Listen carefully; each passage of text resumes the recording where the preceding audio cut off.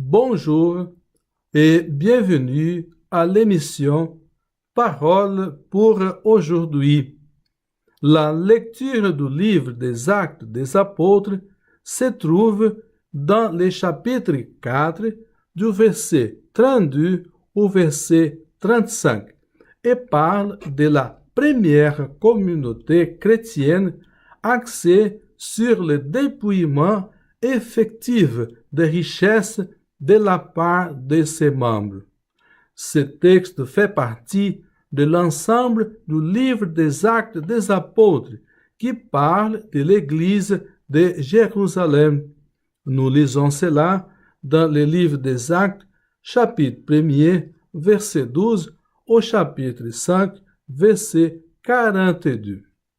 Cette partie commence avec le rassemblement du groupe des apôtres et nous lisons cela dans les Actes des Apôtres, chapitre 1er, du verset 12 au verset 14. Alors qu'elle termine avec l'intervention de Gamaliel, un docteur de la loi respecté de tout le peuple en faveur du groupe des apôtres. Et nous lisons cela dans le livre des Actes des Apôtres, chapitre 5, du verset 34 au verset 42. Nous lisons dans ce texte que les apôtres se trouvent face à la réalité des biens matériels dans le contexte de leur témoignage de la parole. Les gens qui ont compris et suivi les apôtres depuis qu'ils avaient commencé leur activité forment maintenant une multitude. Avec les apôtres, ils désirent partager toutes leurs richesses afin que ce témoignage ne soit pas dérangé à cause des biens matériels. Au contraire, ils cherchent à partager leurs possessions dans le but de se libérer des biens matériels et de poursuivre leur œuvre ensemble dans la communauté naissante. Ce qui semble être le but principal de cette première communauté est la communion et le partage. Ce qui est souhaitable n'est pas la misère, mais la disponibilité en aider ceux et celles qui sont plus dans le besoin.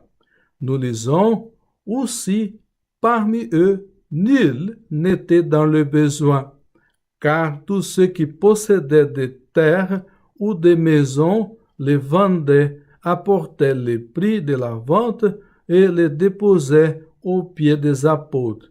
On distribuait alors à chacun suivant ses besoins.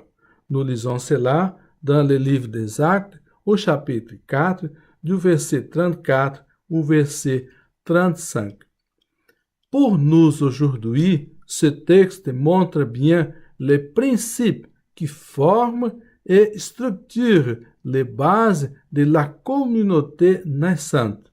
C'est la communication des biens matériels qui désormais oriente la vie des gens. La préoccupation ici n'est pas d'offrir une base pour bâtir une vie communautaire en dehors de la réalité du temps et du lieu où vivaient les groupes des apôtres et leurs compagnons.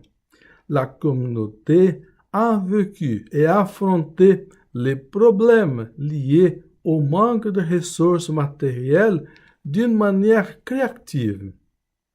Les membres du groupe cherchent à répondre aux besoins des membres du groupe d'une manière collective. Ainsi, le but principal de témoigner la parole reste comme la mission première de la communauté. La communion des biens matériels est ainsi comprise comme une suite naturelle de la foi commune qui anime la communauté. Amen.